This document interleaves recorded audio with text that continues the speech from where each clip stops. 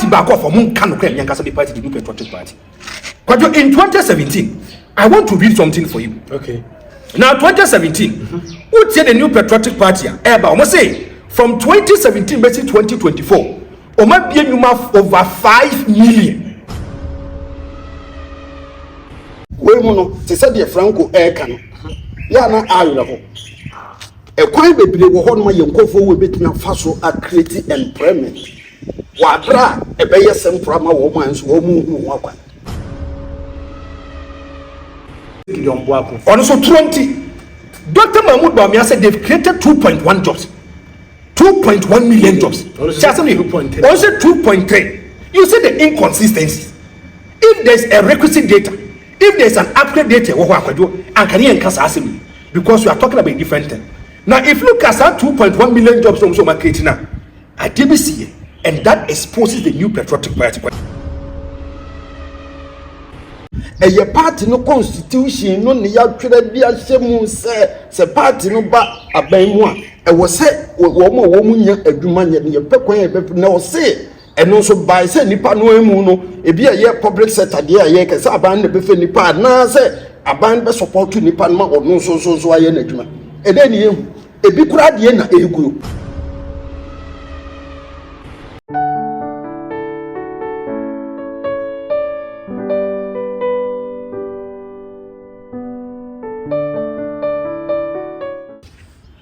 Yasa shemu biom ene esaye El Classico match between Franco and Afinsuno champion Zito. Ibe shemu say jana nim say Ghana ho komo ana yeba na yaba bedie.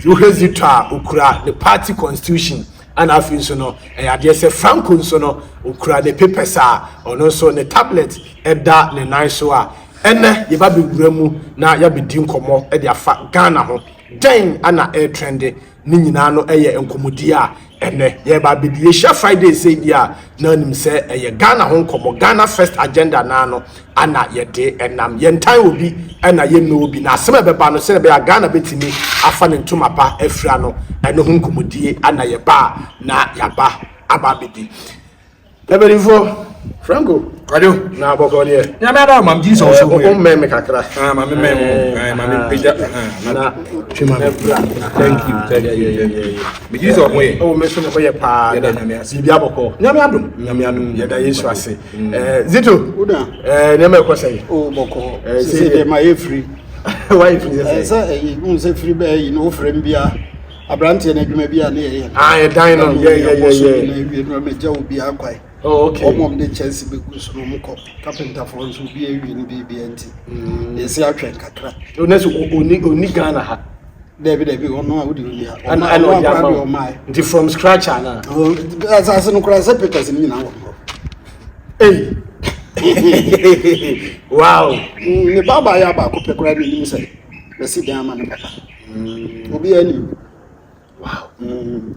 And I say Gidie ni de nyaba de a na utim se bibia ekoso but Franco se say no ye pese se ne yanamanfo ka na de wi a mumienu musi fight magana no on say obi okra na no ye video kwa wasehwe ade we e wa abrochire Ghana ko ebi ni ho hwe saade we se say no yenim obi se mi samo Franco wan kasa watimi from Ghana to a different country, you know. When you say experience in Ibida, oh, that be.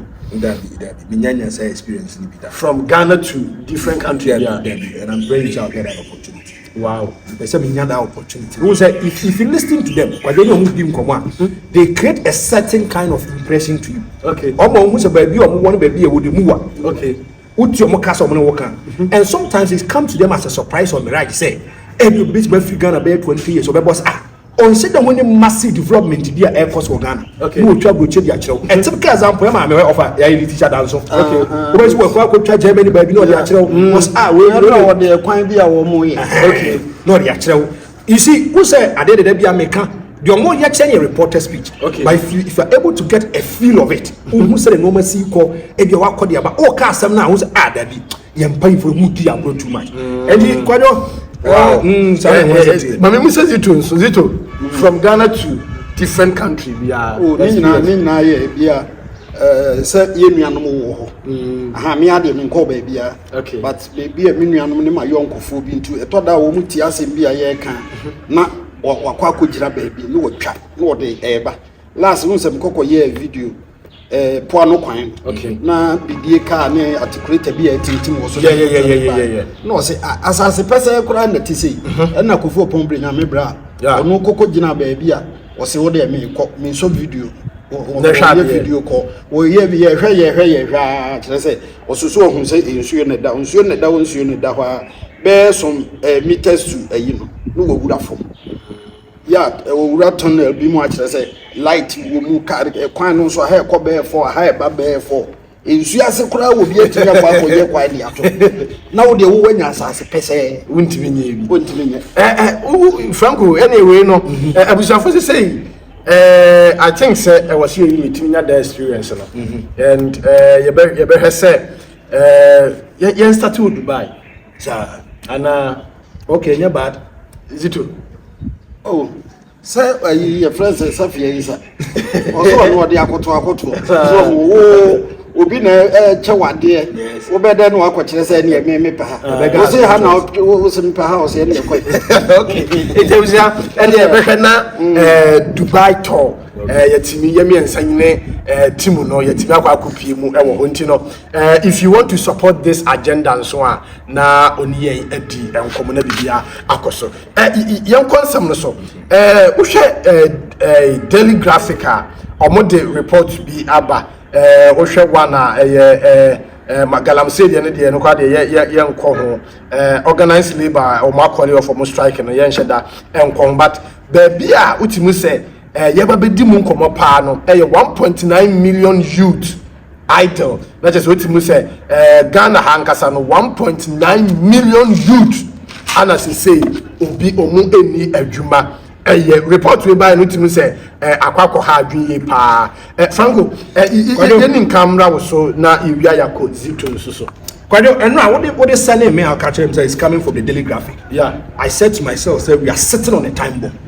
A threat to national security. Okay. Kwado, when the NPP was in opposition, the NPP promised Ghanaians a lot of things. One, they are going to make sure they are going to create a lot of jobs for the youth. Okay. I'm catch and say we are going to move from taxation to production. Almost I catch says going to be Ghana beyond aid. Okay. So if you look at the geographical hemisphere of Ghana, the four corners of Ghana, Ghana nankasa ba born in Hobra, they are going to create a lot of employment. Okay. So be amount for which when you now permit me to go back into 2016. 2016. Dr. Mahmoud Bawumia in relation of creating jobs. Or say Bawumia outlines plan on how NPP will solve unemployment. Okay. The same key of creating an economy jobs, Dr. Bawumia said in macroeconomic stability and debt sustainability. Way 31st of March 2016. Now about 3:53 p.m. No, way. Dr. Mahmoud Bawumia explicit. He went straight to the point and said, say Nyankopon ya adnase ya trouble the new patriotic party. Okay. They are going to create a lot of jobs for Ghanaians. Almost the normal baby book ama man for what nya to omo. Omo mu nya adwuma metima kwa konya adwuma ye. Ama Ghana tima for into apadi afra. Okay. Edru ba bi na dan kwa Akufo Addo say, "O hwe ahokyere wo Ghana na man for nya adwuma nya." Ya hwe ya the Arab Spring and the economic crisis we bit masu Ghana. Yeah. It will get to a time people will try to do demonstration and the omba no e bet me add the instability at Ghana and the kind of problems ebeba no anode. Okay. Kwado, the NPP captures power in 2017. Nyanko pardon me, I quite about for the new patriotic party. And I was expecting and demanding so much from the new patriotic party. Say, Omoba by Mudi, and no more market cash on person to do work, and my mouth for me, you might and say to me, okay. And Kwado, to my surprise, the NPP de Biameka, and Young Kasame party, Open party back inconsistent to Mafa. No mon canocra is a new patriotic party. Kwado, or mon canocra, Kwado. If you look at the manifesto of the new patriotic party, one, obviously they are going to create a lot of jobs for the ordinary Ghanaian. Okay.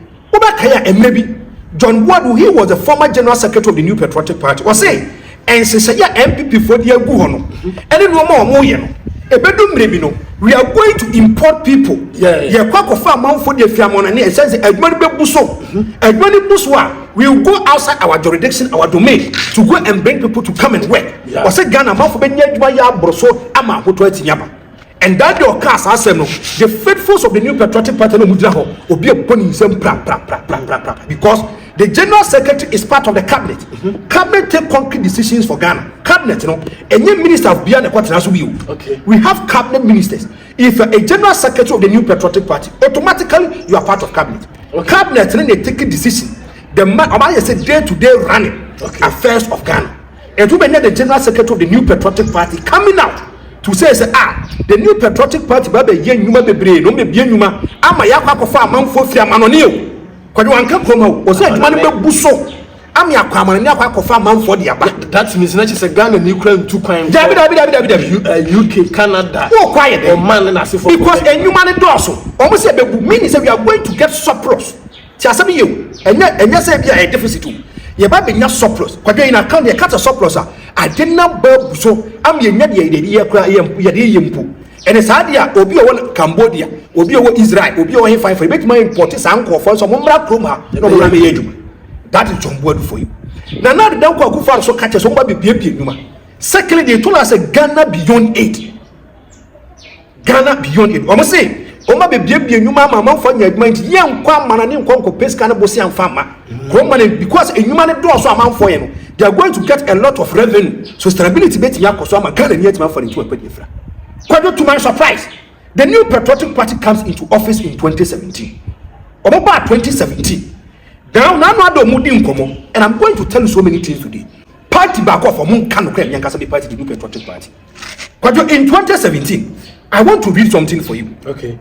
Now 2017, who said the New Patriotic Party? Almost say from 2017 to 2024. Oma bien yuma over 5 million. Yuma 5 million. Oma say Oma bien yuma over 5 million. And I'm taking you back. Where Ignatius Balfour? He is the Minister for Labor and Employment. Yes. Where September 16, 2022, we have created over 5 million jobs since 2017. Employment Minister. 5 million jobs. 5 million jobs. Over 5 million. Thank you. 5 million. Over 5 million jobs purchased a bit there. Now, Mekai in 2017, this man has been the Minister for Labor and Employment. Okay. Since Akufo-Addo take over in 2017. Now, in 2017, ABC 2021, offer time of court vetting committee. No, besides, I want to Minister for Labor and Employment. When it comes to job creation, and then an MPP for it, my Ghana. In 2017, I say Akufo-Addo government created over 3 million jobs. Over 3 million jobs. But over 5 million. Yes, but I say, and do tell us say from 2017 to 2021, now 3 million jobs. From 2017 to 2023, 5 million jobs. And the meaning is that the second term of Akufo-Addo, they've created over 2 million jobs attached to the 3 million jobs. I'm asking a very simple question: where are the jobs? Jobs now here come once more. Where are the jobs? And you see where now Ghanaians are becoming discerning. Ghanaians are learning. If you don't do empirical research about it, the youth will expose you. Or more Muslim, they will come out to expose you. Where this is the Minister for Labor. And to be catch that is his field. Was say from 2017, ABC 2024 and 2023, or might be over 5 million jobs. Now, if you look at Dr. Mahmoud Bawumia, who is the flag bearer of the New Patriotic Party, who is the leader of the New Patriotic Party, also comes out to say a different thing. Okay. Dr. Mahmoud Bawumia said they've created over 2.1 million jobs from 2017 basically. Just you say the inconsistency. Data na nyejuma. If there is a data, a responsible data, data will catch us accurate, Kwadwo Minister for Labor and Employment. Kwadwo will furnish all data to the Abia presidency. Say okay, Abia never be Minister for Abia Employment. Okay. Zito the Vice President.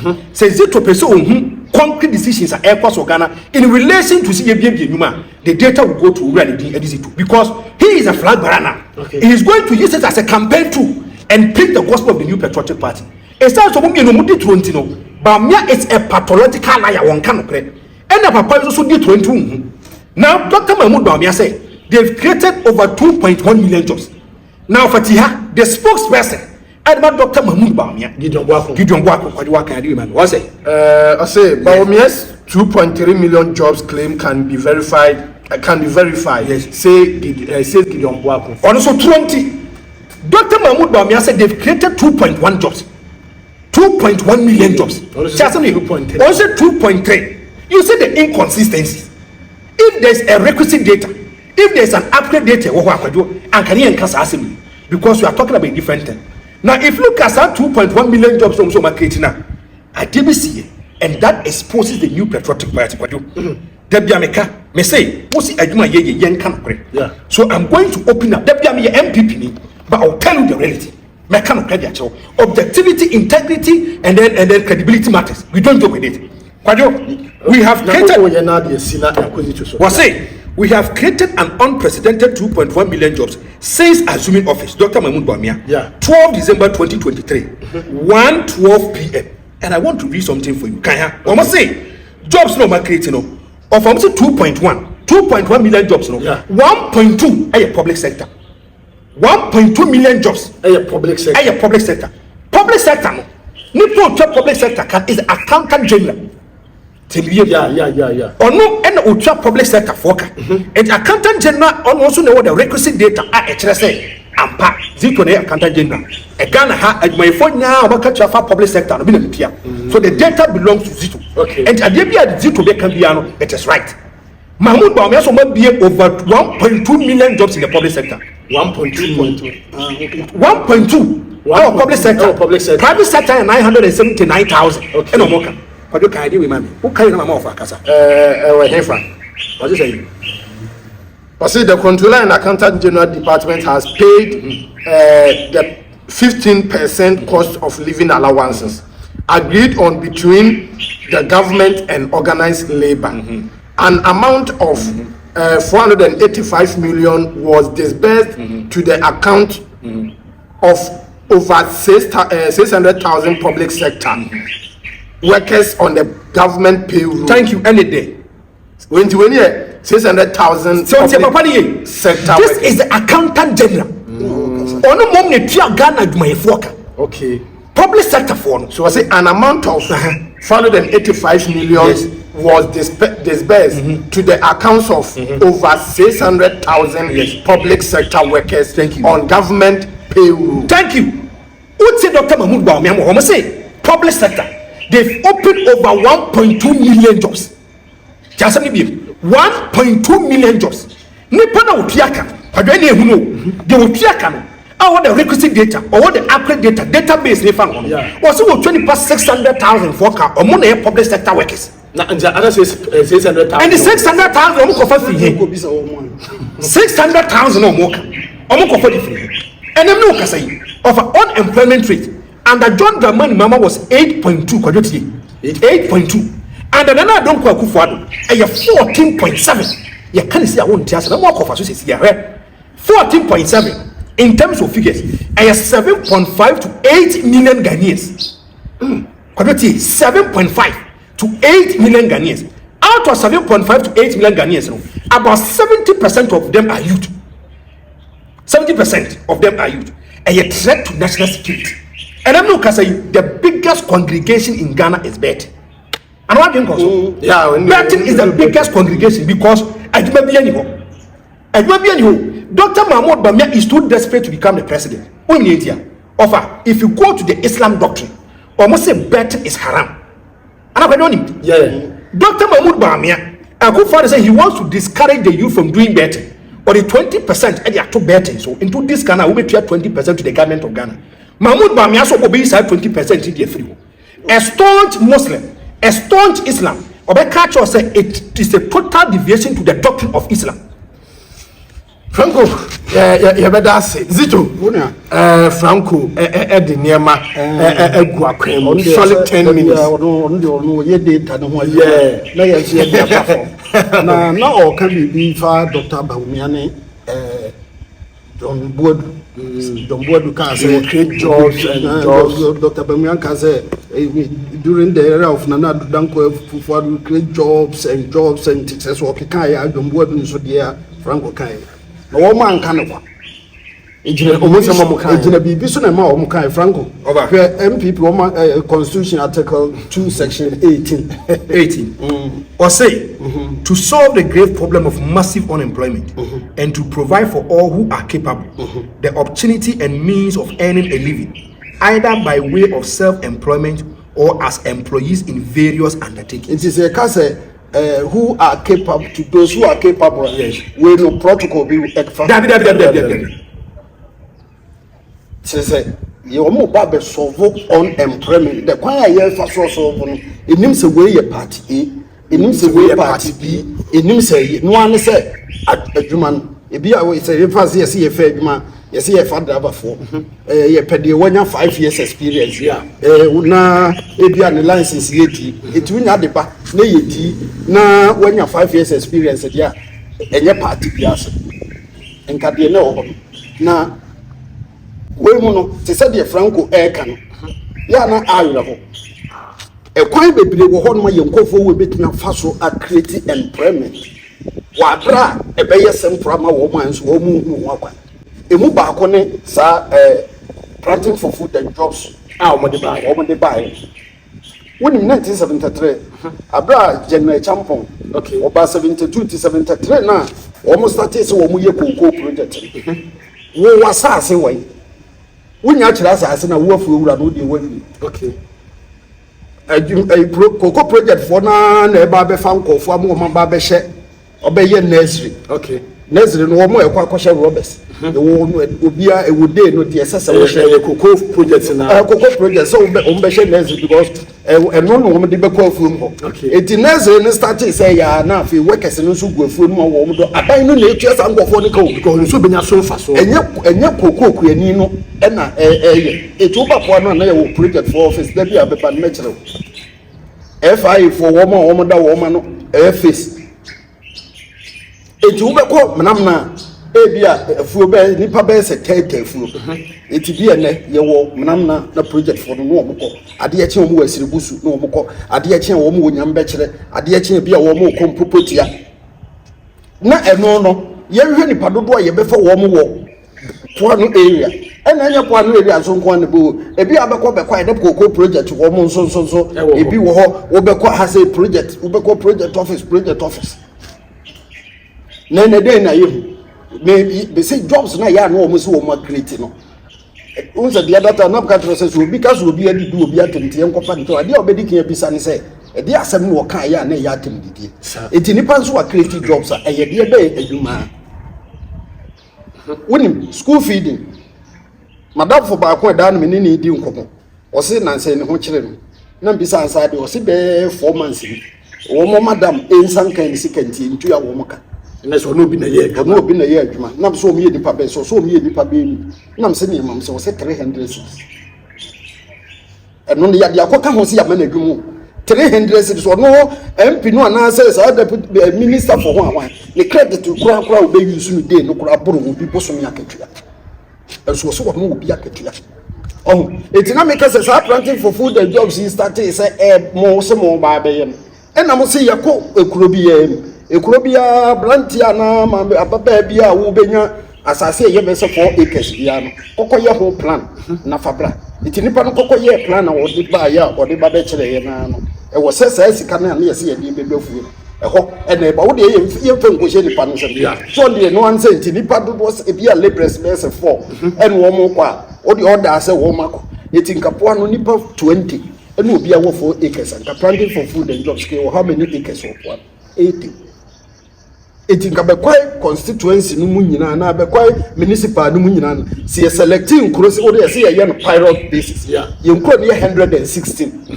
117 aboya be kan 117 communities eti wo de nke select mu be se 30 o selecting kro 30 na bia wo 80 acres wo kro bia mu a etinka be kwai constituency no 80 times 30 and 80 times 30 about 2,400 you say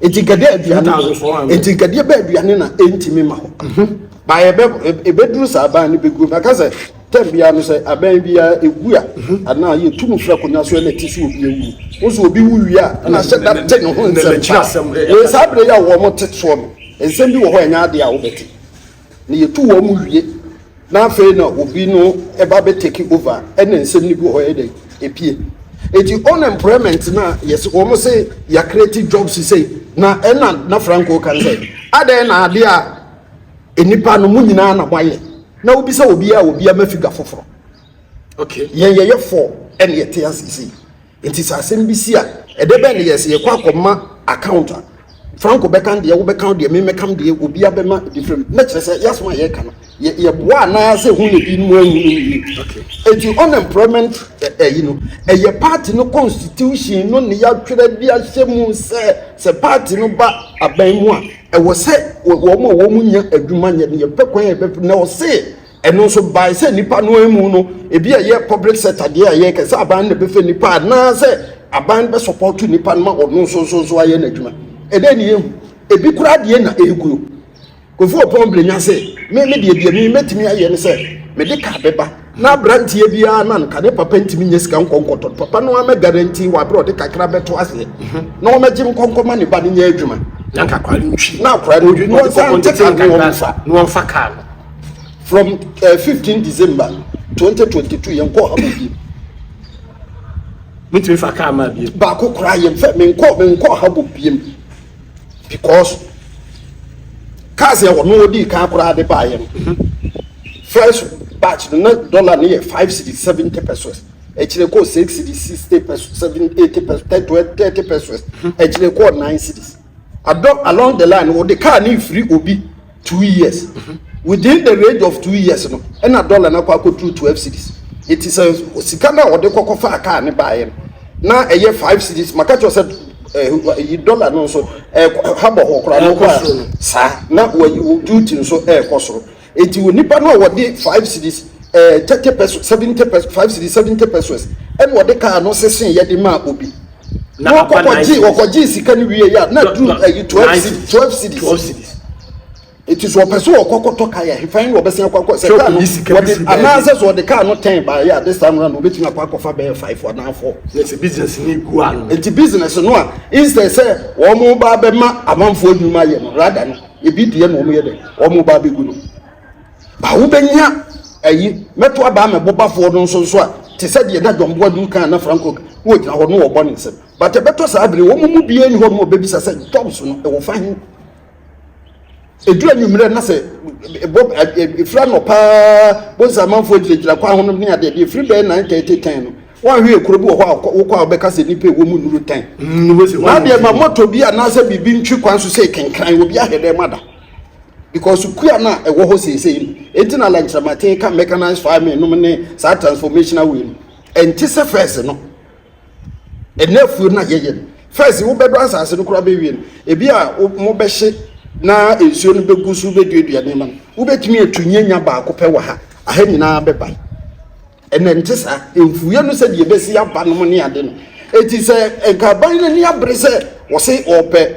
ye pekwan afaso amanipa adwuma ya enkakuya yomu ye ba bi aban no betimi afaso ama ayema koko ani nuane nso aba eno sampa ho bibi ti sa fighting against galamsey ikurasi pese police ni soldier ni wono free na vrongo ono na wo so wo mra poan no omra be se galamsey ni yenye onu krom ho free ho krom ho free ho it is asase no kurase obekọ fa omfa ho ba krom ho na ye woni pa bi wo ho no ma se adwuma bia wo kokko bia adwuma bia wo kro bi so no amfa krom ho ni a mo ne ma kro betimi ayira asase no ho an ne ton ma wo eye hemfo no emrantie bia okay se yemfa se Franco ni computer mo wie university wo fie no nya adwuma nye ye bie office e wo ho se wo mo de data no a ye di behunu se we mu ye asase we su adwuma we mu ye asase we su adwuma wo mo na te ho e na ye wo task force na wo mo tie no ekuro no task force ni pa be 10 it is a community be any pattern community be any pattern no wo dey ba be board district task force wo so dey ba be board regional task force wo dey akọ national task force enti e dey be na chese me se ye ka o se menamena ananka su no ne da cha no e ko ya ne etwa ni kroje obi ba be ye bibi e wo ho no ma me mehwe se bese wa bra bia ye se so bia wo be ye adwuma no krompo because e ye adwuma nso a e di sika san eba emrante ndi benya adwuma no bia ye ama afi asan discover galam se ni nyina ne se mo se obi nse nsuo ana won se asase enya no ano eti ada na sese nsuo no wa de se eye 200 meters echi no wonko ya wa akokotu nsuo a wo de behuru musika na mom hwe se eme nsuo twa wa na na fo nsuo na afi no wo wi asase ne sese wo kata so Chinese ni bia no ho fla buruchiri ba na asase eso no wo mo ba beto no wa ha wo mo to wi nso atese de ya da mekan ohini bia ni ho do mu a ye gi eyi bia wo yakwa akoto na asase abanya kapre be free eti we kokko hwa wo se asase ne free e ko de bia ye 12 acres ana ye 5 acres e ye 3 acres no ne na dia no e bia 400,000 ono waje 4 billion ni tifie di na ba umia so so oba saa wo hene no obesa akwa wo man sika asan dia ba betua wo yika Zito Mamenko Franco kwajo Mamenka Samakwe. The primary responsibility of every government is to think about the welfare of its people. Okay. The reason why the man for Kodila Ekokotu Abane say they want their leaders to think about their welfare. Secondly, they want their leaders to be problem solvers. Okay. To be problem solvers, not to come and re-echo our problems to us and doing blame games. Thank you. Tene says it was so the president. Or the manifesto bano catch them say no person here. If I buy into the idea, now me control about the Zito. No wanya. Yes, what did what they actually mean. I'm expecting Zito say Zito as someone working. Obey my a greater portion of it as a leader. Okay. Kwado of a Kasembi, I mean Kasem Tro. Said the gun and say and you see why of a Kasembi. If you look at even interest rate in Ghana, it good human baby. Interest rate, no. Bank so the business. Kwado, let me tell you. Now Ghana, commercial interest rate is between the rate of 30 to 47%. I'm repeating it again. Me say, it depends by a facility and no credit. Every bank we now no problem. But I want to tell you one thing. Kwado, me say, if you look at credit facility in Ghana, okay, it is between the range of 30 to 47%. And the other one is as a net, Obi Kwajobusa 10,000 Ghana cedis. Now we trend per annum. Now say 47%. We bet 147 million. It is 147, 14,700. So what's 10,000, which is 100 million? Yes. We bet you have 47 million. Yes. Interest rate. Yes, as interest rate attached to the 10,000, the principal money. Yes. Ask yourself, how many Ghanaians never know how Bosia catwas were Bosia? Some Bosia or commercial rate of 47% or say expand the business. What me expand the business? Because of what says Ghana, it is going to fight against it. It will get to a timer. Scanner scanner cost. And you see, banks, Kwajo Mamin Castle and for the Christmas. Banks, say they give the credit facility out. The more we are, Jones credit the sum for so no bank, you know. Because if your mobile card is almost your investment, obviously come up to so in your sales credit women's any part. But the new patriotic party, as I sit here, they cannot convince me so much maybe human. Another no can say the dollar is between 15 to 16 Ghana cedis. MPP quality me catch them say, I therefore so change this system. You are set down. And what do you call so? MPP for the catch them say. Say no more put a one by one. I cannot number 20 Ghana. This kind of comments, it is an insult to our integrity and conscience. And only, and now we don't quite for Pradia. Don't come for A4 sheet and for paper. So we keep coefficient of the dollar. MPP for say for percentage depreciation be any more my year. And no more crank and 20 Ghana and you'll be any other job. And then Tom first more 22.8 and not 700 Ghana cedis. And I say one cup and 9 Ghana cedis. I say 1 cup. 9 Ghana cedis, direct cap, and about 30 Ghana cedis. I'm telling the reality in Ghana. Now, some say me could do 30 cedis answer. Me say, Ghana, what say you woman? And let's be open, let's be aspirations, let's be sincere. I dare me to me and say, Obiya Ghana, the person is not thinking about Ghana first. The person is thinking about a political affiliation. Maybe young people about telling the reality. I don't have any issues with them. But the reality is that yet me go school. Hana me that tonight. No say I should be open, I should be objective, I should be sincere, I should be candid and tell the Ghanaians the original truth of Air Cost Ghana. And because no man Air Cost, I know you. Ghana, yes, Papa, I'm telling you. If you look at unemployment rate as well, make here. If 14.7 of Ghanaians, 14.7, I am Ghana for unemployed. Omoya statistical service. Omo say about 70 to 75% of Ghanaians are the youth. But a threat to national security by adding also. Youth in Jumayano. The kind is a CA. Omo say 1.9 million Ghanaians will skill work. onye adwuma bia wo saa nkofo na yetutu botomfo saa nkofo na omonom tramo no saa nkofo na bokoro no saa nkofo na any opportunity bi omenya bia no se bone bia kwota se ye demonstration pese ye say no ma omuni agapade bia wo so the person will push forward and make sure that they be open in sabeti nyaka. The NPP in opposition, they promised us milk and honey, and some more category may say in 2016. So I come casa me family banana cramra near for the so and for the new president come to because they created a certain kind of impression. Say I could for the mamuno over Buno Efe. Obo na chassis efe, but we hear efe. Obuso na chassis efe, but we hear efe. I could for the mamu wedi. I want to be honest, I want to be truthful. If you look at how Ghana is going now, we need change. I'm telling you, me, MPP for so I'm saying the alternative is scary. Yeah. Now, when we have now we have a pool of alternatives. We have a pool of alternatives. There's alternative in your back. And I'm new to you. So me to Nas Ebemiti Alan Kodocham, Tinamiti ye. None is all kind of very convinced that he's an alternative. No necessary Ghana for the Messi, you offer your pool of alternatives. Quadro, another thing. And then be the alternative abubitri. Yever so kwayo, eno bibility. O sure bani kama. And your pebia de mano. Umus what the respect, ma also the respect mano. Uniska kwa wo nchana o kwa nchana na kasa o minya bene miniska otoase. Oni obaneti, o mane kapre o nyano o so ra obuni pan o hunu na. And I'm finding here. The lady will think about alternative. Yeah.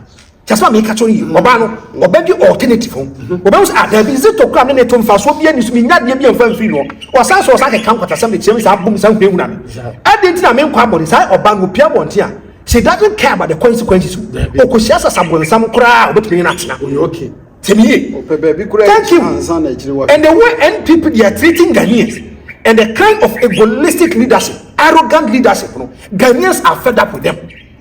It is how what I used to say. The alternative is carrying. May catch your money say. And then when it comes to elections, Alan Quebec maintain Kahu, Chada Kahu, and Kradon Kono Kanina Kahu. So we have a pool of alternatives. You need only one alternative. This has no just as a make a quadro. And the way Ghana is going, me, I'm telling you, I see change coming. The change, the wind of change is blowing. The NPP should conscientize their mind, say everything is possible under this election. Ghana yet in Papa. Now what I make quack is so quack, I will be 400 Ghana cities. I can't be dear be a crank. You'll be dear. Unanti is about 2 to 4. Yeah, Mamma say one thing. I think say number next week crown. Thank you, sir. Thank you to transportation. And election year. A government who wants to break the 8. A government where I mean Kasem Chobadu. This our leadership of our Ghanaian politicians. They don't think about development. They think about winning the next election. I had to master way. Mahmoud Bamiga make you president for say. Say Yanko Poyan Adomas or do 4 years in India. Obasia Bamonchesa Monsan 2 4 years in Famano. First of all, I do my when you press how you go, you need the Obabe. But he's not thinking about development. He's not thinking about infrastructure. He's not thinking about re-equipping people. He's not making sure that Ghana economy will fall into a pediatra. If you go to Togo, another no because Togo, when it comes to interest rate, it is between the rate of 5.50 per annum. La Côte d'Ivoire est 5.0. Burkina Faso can offer your political instability at 7.5. But when I saw that by now, 7.5. When it comes to unemployment rate, where take over there, where inflation, MPP first one of the Ukraine Russia war, and inflation. Baby, I was her or the cast invasion. A question with fear. Now, your wife is so easy to go problem. Not to have both with fears or no problem. Whatever good they yet within the boys. Thank you. He's going to invade. Thank you. If you look at the Ukraine invasion, it made two bomb. Now, bonus in your it made two bomb. Now, man, for say. Now, businesses are collapsing. Businesses are running away. But listen to me. Ghana inflation is around 25%. Till they catch on Ghana, inflation is around 25%. But be of a year to bomb. Year to grenade, year to dynamite, a year 3.2. Baby, baby, a year to bomb, year to 2, and you put in 8 minutes rocket now. And when it comes to inflation, a year 3.2. NPP force that your mother die, or my dad die, or my dad die, almost somewhere, of our something job creation.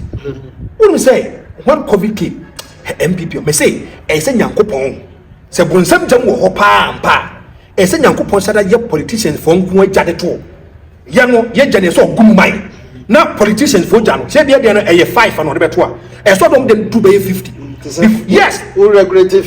Thank you. Because the reason why we vote for them, Nyankopomo be leaders to transform and impact the lives of the ordinary Ghanaian. Kwadio, look at how politicians are doing. Right? Of our COVID time, on this can be by offering NBSSI. NBSSI. Yeah. They gave it to their party faithfuls. Oh, 1 year first, who's capable to account to be a better catch you say, Rabitria, Untria. I know only say Banisi and Fama Ghana for 1 year MPP for Monfanya Juma, Monfanya de Mopesa. Always in Ghana, and one year, we don't think about nationalism. End of coming. Obi or what a beer, I do any permit me, so easy. Obu has this will be my so you MPP. We don't look at competence. We don't look at competence. We look at party affiliation. We look at Zito MPP. Says Zito a competent and that's on your incompetent. Yes. And no people so called police are just will travel 10,000 to 20,000. And also just a protocol. Protocol fitting Yana who go to you. Wow. Zito, I'm now. I think the young people from Omakasa about how the youth of this country lazy. We share obiti say Euro Sechimen Sabunsua or make that comment in Abrana Okasa about the sports bet was saying Ghanaian youth are lazy because of sports betting and no kind and so ewaha we share Nipame Brinano and I make that comment about the youth being lazy in this country because of social media, sports betting, and others. No, then I will become a fact comment. Abranti and Mammy Chia Nisika University, Amenebi. We need get to the what is one or no achievement suppose one is one. And on science so in because in school no coin will be on command agreement. Suppose if you say but people think say after the school no who could be a what try to do something for your own. Woman no rely on the we say one more we are betting about the setting. I don't know any no so one much arm robbers ya kokora woman the 30 years. Ye chire arm robbers ya akokora woman nyina de wanyina on na ya akokora no 30 years 18 23 24 and no money had ya because na about the whole mo when be makana ma kan it is a sad dey na 24 man na free man so ba e free e fahin na ya na network enye wo na timi connect ya no makwa akopɛ ba bia network enye because all the stop car no wo mobile phone kura wuntimi nye call eti wo mo mpa adwuma mo wo nye no wo na so pa adwuma bia dey akwakoye na te sɛ de Franko kan ye panyimfo no wo nye wo ma dwene sɛ wo mo ba bepɛ adwuma mo obi ayi wo mo nye wo ma dwene akoye sɛ ye nkonko daada wo na wo mo to aba no ma ye wia because me efri 2017 no mi hu obi a bia obehia na obebisa sɛ na nansan de mi hu mo ka so sɛ eje nyame ada wo ma me ye adwuma wa ha wo mo ye na wo ne nam ho no wo ma na ne nam ho ne bi san ba beka iti amase sɛ no obi a mpa ibɔ no ba wan ya ne sɛ obenya visa na wakɔ aburukyire enipa no ayese ye ba ba ye mo wo mo no free ba bi aba no ye num ni ye dwane bia eko se nurses eko teachers crowd the bobo wo say kwa no wo monko anything na last na mbisa se nkanyankopon anya adom a ma aboafu nso adwen papa am wo mutirim ena nko wo nso adwen ko ye se yen mpanyimfo yi ada bia yen kwaje besia wo ambassador me ma so na me se me ba ofie aba bepe besia ena me hia wo ko nso say me baba ko no wo ayi no wa frem so ya le ntimi ko Franko ho akoso akope besia me bepe besia wo also ko Franko akope besia until at the end of the day unim de ka be ene ka be so kwa ene agin kese no na wo so ati bi abrem it wo ko na se wo 10 cities na wo pam ka cho se ne wo mia wani afa ntuna ni mu mpe 20 cities na ya wo ba wa memu yi sesi bia na yi eti nkura na je men sabo nsu no ne nipa bi kana di kura m ka se wante wo no so kan bi wo mo ye slash betting yi tax no ne ade o ka se so because edi adwuma no wo mo pese obi nkonkoye adwuma ne ya na ya am ka no ya me pese wo kire me se onkonkoye adwuma wi eni ma kura no so obeton a capital no de kwa koton no kwa konya afiri ho aho e wo hwan ho aban be na eso obi asene was our one. Percent mean yeah, and Yama Tongue. People are also thinking, say, you to be should be timid, your moho, Aquacura, agree. Nanya, KDA, na me make us a canoe. So, yet the second here wants some if we might man near Yapani Ado. Yet the second here wants some said the Biado, and we are 1 month in the hospital. So I don't know see the good the be outside the wood and say I don't know one and need to do baby. It was said if says can be one no pet like any be a nipa baby no more no more. There's even in farming no crano. You need money. Now so they no come what you say who no cry no for me the end of fatum. And that you call first time I know later Oscar call Hodman. Enipa na ekotu koko no ne na ebi page no me say 14. Obi 70 cities. Eti abrantie no wo asase ba ho no amoso wo mpa adwumenti no otifie no. E de ba ne kita no de koye. Koko na esiri no kora no ansa na wo agrek fund koko ndom de be ma wo be kwa kwahye Roberts no awie akwa gugusu da bia eno no nyina wo hina so obi be kan ho. Wa wu mu no opa ho a wo sepere wa no na aye den no akwa akopa obi aka ho so o me nko oh eti na de be ya ne se e de se mo me adwuma nya ye ne be pebia na de ehu ba ko ne wo sori anopa this time say information centers in kuro nyina kurum de ya hu in kuro nketwa po no kura de information centers ye be for na enkonko ba se ade be chi akwa kodura nyimre na won tese yesi obi de ne pan kosi pipe wa no obi akofa each and every day obi be charging the phone obi akofa na pan no yeso no so for the coffee nsuo sa server de o mo akoton amalumi etinya de abehu biem wo fa pan no ano wa you know aboamo no alumi ya zo alumi o proper no aton because e come there eti de keka ba no de Franco yes threat eman national security no enya asam ketu na basa no a wo na no hunu se obi a wo no kakra ba ne nsem em se bia nke ye che ne pepe panko no benya bi nti wo ne ma ho nto last time akwa ba ko bi ofre ya ofre ma mi bi na nko pesu okobu no ma mi ne tunu fu se o munya na e basa na wo mso o man ni mo aye de akwa nka kire se ni wonko kan kire kufu ado no nye o man ni mu ye no se na ne se kufu ado na ma o man ni mu nya yi de na ekope no bu na wo se fa number mam na ko no akora ka mafire na bu anze ni pa no bebre ente sa asem oh eti under normal circumstances wo betimi anya obi a ono de by nature obi ye wo suban bi wo ho obi no yes o mu nya on beye no e do so che wo mo na person bi obi wo kora wo inherit obi wo no beti o ma busuam na papa bi wo ma tete wo kora no ye kromfo sankofo no de ene still I beat me ba system but do na about 90% ne de akromfo no ne nipa bi om na man semone no sa ne 90% because minim ade enti a obi te ho ade enti ne ma obi timi kokofo obi se ko wa obi posters no mintu aka don so benya akokoduro akwa wa posters no nim se ye hu no so kra ye beche no but onim se obema 200 dia enye kra sa ada no obenya de obi di okay eti no obekwa akoye se mpanyimfo se uni bibia ya bonsam bo pa eti se mpanyimfo no betena se na nko wo na no ensem a wo na kurukire wo ba campaign wo nsem a wo ka no se wo na bedi so a enke beboa yen timamufo no na me da bia won se metam se wo dwene ye hu 2% no kura ye sa time no wo ye campaign na en wo dwene wo hu se NTH ni ono a ye nya woni election ni wi a wa woni awie no eno na de ya pam delegate ya pam we say wo se adwene kwan next time obefa so aweni it is a kwan obefa so aweni dia Franco anto ama no nkopam no mfirim ambassador anto ama me nkopam no mfirim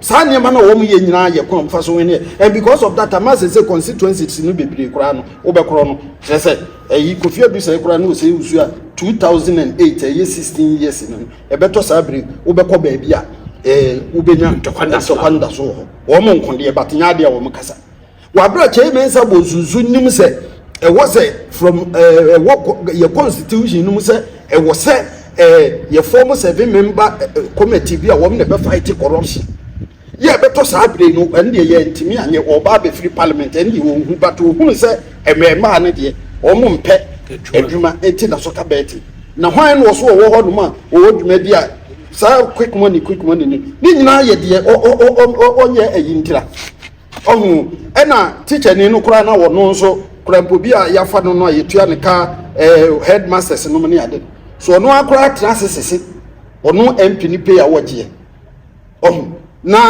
what the toto no the obenya na fe a anhwe ono nso beje abaye politics enu ti no wo mu nyina lectures me bre na se wo na pokro kokko school anka so okoye political science okoko ye doctor esen ho aduma ada na wo mu nyina stika no wo mu nyina de na ma wo mu nyina shift bay because ni classmate bi a oni ni we school no hwe ni for the one term yeah 4 years in parliament no o ko ni fie ana so wo ba ebia ne so wo mo pesa afi kura de enkodo kura de oba ye man kwan no mesene nko eti wo mo na wo so wo mu sesa wo ma kwan a wo mo nam so na so wo mo ansesa de a ebeduru brebi no enkura no de beko wo mo anso enkura no de beko wo mo anso because here no de me na me wo ba bi fie kura de na wo ba me wo nya me fa Mame go Franco kwado mati of critically okay first of all mame can say back control yeah Ghana youth the reason why people do not want to venture into agriculture and the mindset of the mind you school about agriculture and farming see better adama ma kwanya akura boni say school when say akura put not to the amount set up they give you a certain notion say farming is a bad habit kind of kitawa just want make a show ni and it's a ne obi cry a crutch ni they want to say be a dear crutch na be a memenda bi waka so ko afuma look at how people watch the person they want to say no for a banker or a bank manager of Ghana commercial bank they say be a memenda kwese so abapoa no ni krom ho wo so okoba bia na fu yi woyi na obi amu so for safe lan krusam so okwa a people watching different ways the kind of motion mentality on the mind school of we see farming say sadian is a punishment there's education about diverting your so kwajo me say opa ma kwanya akwabone teacher need to be fa bo no wato was so you are creating a certain kind of impression say I don't nya the papa farming meba da ben what is your school I see you be so be asa that dey na person onyina wo ye obi aka so person e farm one lawyer better doctor better a pilot one teacher from teacher on TV journalist from means of big work and go on lawyer yes so a mama for what Jimmy say when it comes to farming is a punishment. So a lot of Ghanaians will use offer. You don't know how Jimmy said in your school, no? May ya the boy catch him some in Concordo. It's me, my some quack farming. Nene Kura, no, see what free school about Kura, yes. Or no, what if you? What's your uncle, as the young first and war on man. Obi Kura no, papa pay you be the one fear no, Baba best row, mammy say. The person catching on my debranum cocoa, yes, cocoa, you, mamma, never walk. And you can sanity. What catch him in suppose was it? You see, for them because of the NPP, they are inconsistent. But the political party back one, they cannot speak one common language. But in terms of politics, one common language is very, very important. Okay. And then John Dramani Mama say he's going to provide a 24-hour economy. Whether he can do it or not, whether it's visible or not, we don't know. Or more can a bit detroit from a big change, say Japan, say only moment, but it's a 24-hour economy. Now the new patriotic party. I don't know the campaign grant tool that they are using for this kind of election. But say it is possible. But me I find the forms or say it is possible. Or 5 years you are more super delegates, it is possible. It is possible. Or be a flag bearer, it is possible. 6 months after so be a flag bearer, it is possible. Menyam who said the new patriotic party I catch them say this is their campaign slogan. If you are 24-hour. Mekai Oba Canada don't go Kufado, also the free senior high school never. Whether it's possible or not, or also the slogan the slogan. And if you look at the NPP now, as we sit here, the NDC says campaign, I your faces, but they the face of the campaign, you need to can it all. Almost say 24-hour economy. I don't know what the NPP is saying. Now, if you look at Chemesa Buzwa, NPP manifesto committee of all the chairman, he is even the chairman of the committee. Okay. Was say Ghana for you to mum pepper now better than was a better way. So I say because of betting, yes. Ama you to know Eduma. Thank you. Yeah. The NPP headed by Nana Addo NPP say he wanted to discourage Ghanaian youth from going betting. And for the 20% tax at the atrocity. It is a new 10 Ghana cedis. You are paying 20 Ghana cedis to the government of Ghana, a 20% tax. Dr. Mahmoud Bawumia I don't know any other person be the president papa we the manifesto committee chairman yes he's saying so 20% to move in the field. One, the man is encouraging and aiding and helping people to do better. I don't know if I'm making sense to you. Because will be person who thank you. Thank you. Okay. If you go to Makkah, Messiah should be Oko Islam, betting is haram. Almost say betting is haram. It doesn't conform to the roadmap of the Islamic world. And I don't know when they should be extremely careful. But because MPP for too desperate in winning power, Nippon, the leader of the party now, say betting only 20% in the fuel. You see the inconsistency. Chairman Sabonso and no more the air drafting is saying a different thing. Dr. Mahmoud Bawumia is supposed to be the president is saying a different thing. I want to ask a very simple question. This man has been a member of parliament since 1996 in this year. He should tell me one job or one creating Ukruma. What obey MP 28 years. Now 28 years. Offer. On Chemia Juma Bakuma. Magazine for now, Oja Womoko, send no magazine. Oja Womoko, magazine for no bit. On Chaya Juma, who said, Nay Papa crying and Tibium. On Chaya Juma, what be. So you cannot sit in the comfort of your home. I'm a country, I say, and a youth know a be serious, a being pajuma. I don't know being Ukruma. Another look at almost over 5 million jobs. There's a lot of inconsistencies with Ukruma. And then we can say, the NPP, they are lying to Ghanaians. What are you minister? No, what be minister? We are minority, the majority, the Minister of Parliamentary Affairs. No, what about being MP for 28 years? No, on channel one single job of what being Ukruma or far across one year. There's nothing between actually. Of a Kasembi, Yen Yamias, say Uncle Ponkran here mobile, say ne, will be person of Quabuchira, will be to me a Quabuchi. Quadro, Menoka say, if you go to Baby Etty say USA, now other, or say, Ghana from why am I so person free Ghana co US, a 6,346 6,000 US embassy, US 6,346. Another Menoka say, if you go to Baby to say Canada, Canada. Ghanaians, oh, my quack Ghanaian for me 100,000. And no quiet, you might not catch on, no, or be on for cat papa or shut them my 100,000. If you go to the UK, none of them a check here, 210,000 Ghanaians are based in the UK. Yes, so call US, but be a Ghana for power, a baby to say New York, 235,000. Wow, Ghanaians are running away from Ghana. And so bizarre home in here. And that teacher need to hear or year school. I am so called Wabuchi. Nest or so called Yajuma Wabuchi. A true media look at how Ghanaians people are running away. Politicians do not trust inside you. So what Nasi did is almost how can we be problem solvers for our people? How can we give our people solutions? They are not thinking about this. They are thinking about the next election. Or telling about hey, we are going to break the age. We are going to delay the age. And it's an MPP, any NDC. But we should look for leadership, pragmatic people. People who are thinkers. Now me catch them and say, these people, we give them fat salaries. Carry them all. You find SUV. The full meaning of SUV, a sports utility vehicle.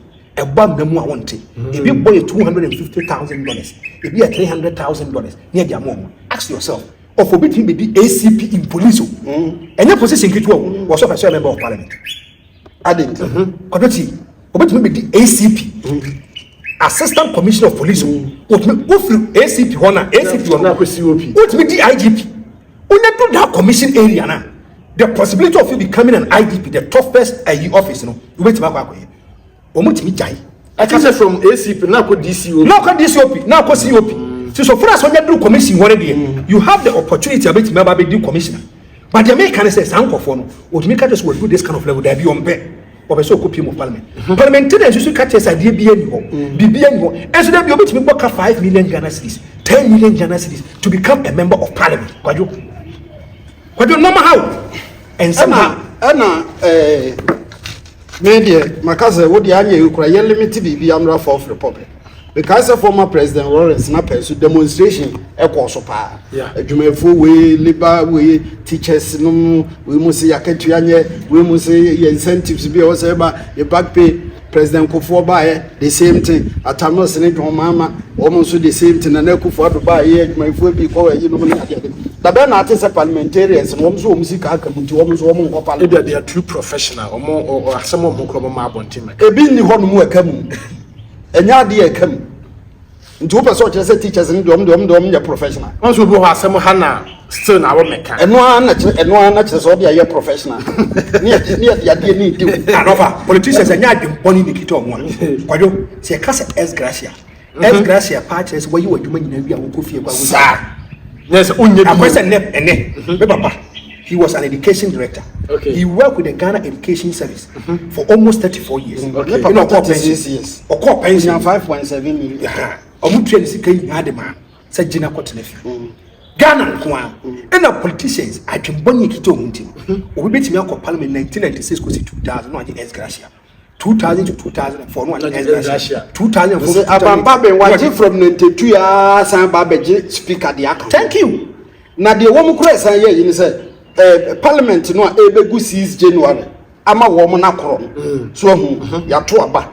Ibia ubekom no ne bia parliamentarians base 60 ene both MPP ne independent bibia wo mo do so 60 be 60 wo mo ka wo mo awen ne ho 6 no anadwo no ene wo mo na be kire S Gracia wo mo be gi ansan wo makọ na ko si obi ba betena kurom no aba ba ye kuro no mu adwuma nyina wie no wo kọ ene wo no an wo be kire die kurom ofo nyema no ansan no wakọ anko obi kuro be duru ba bi ba ko ko be ka sa mo mfa e kurom ho hene na konwa no mfa nko of asma wo kan ene obi ti say Akufo-Addo Wabushia from 52 ne waban.